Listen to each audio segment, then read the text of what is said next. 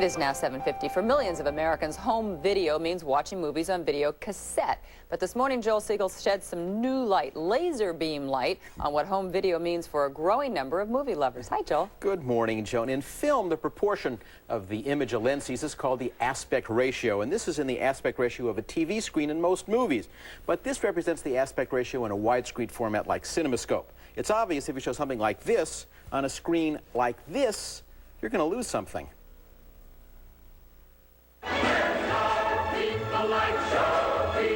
One way to squeeze a wide format like CinemaScope movie onto a TV screen is to literally squeeze the picture. There's No Business Like Show Business, starring Donald O'Connor and Marilyn Monroe from Mars. The Robinsons are here.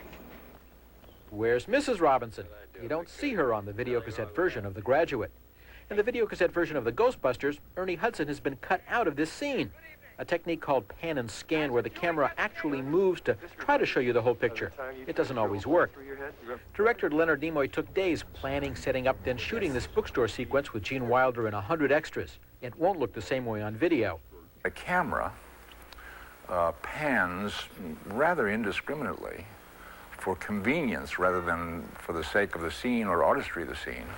I would much prefer to have the film shown in its original format, which means a black border at the top, black border at the bottom, and the film elongated.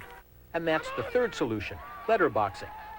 The only way to appreciate widescreen epic films like the newly restored Lawrence of Arabia. And cuckoo-ca-choo, there's Mrs. Robinson. And there's No Business Like Show Business, sung by Earthlings. There is a trade-off. The picture is smaller, though after a few minutes of viewing, you really don't notice the bands at the bottom and top of the screen. Big screen TVs make the difference less important, and Mrs. Hudson wouldn't have it any other way. This version of The Ghostbusters is on video disc, a technology that's finally coming into its own, in the way film buffs and professionals prefer to watch their movies.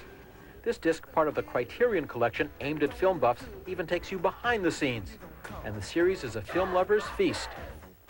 Singing in the rain, just singing in the rain. Singin' in the Rain is my favorite movie musical, and on Laserdisc, the sound is as good as a CD. Here's a behind-the-scenes outtake. Silent, you wouldn't add sound to an outtake. At the cut, the stuntman replaced Gene Kelly. I hope he was padded. The series is filled with discoveries like that. North by Northwest, one of the most famous sequences in film history. Because it's digital, the slow motion is perfect. The freeze frame is flawless. Alfred Hitchcock storyboarded all his films before he shot them. And here are the storyboards superimposed over the finished film. In this split-screen comparison, without effects on top, with effects on the bottom, you can see that anything that might be dangerous was added later.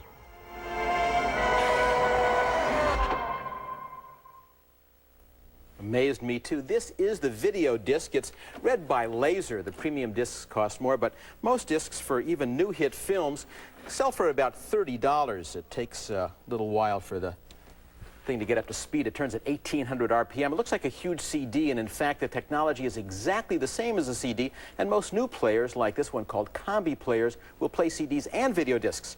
The reason video discs are just now coming into their own, even a year ago, you'd be hard-pressed to find a player for under $1,000, but this Christmas, there's the scene we looked at. Sony, Pioneer, Panasonic have Combi players out at under $500.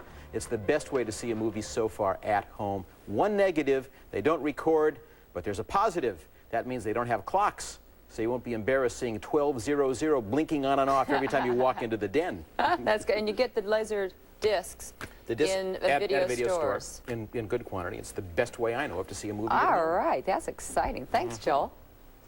5 minutes before 8, Good Morning America continues in just a moment after this from Warner Brothers.